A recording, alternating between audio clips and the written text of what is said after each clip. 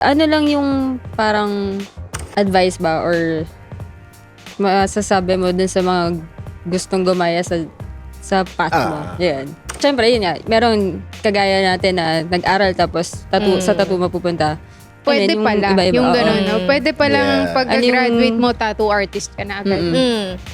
For me kasi before nun, ang pinakamalaking conundrum ko was alin dito sa kaya kong gawin yung pipiliin ko. Before nun, nag-makeup artist din ako. Tapos gumagawa din ako ng hair ng ibang tao.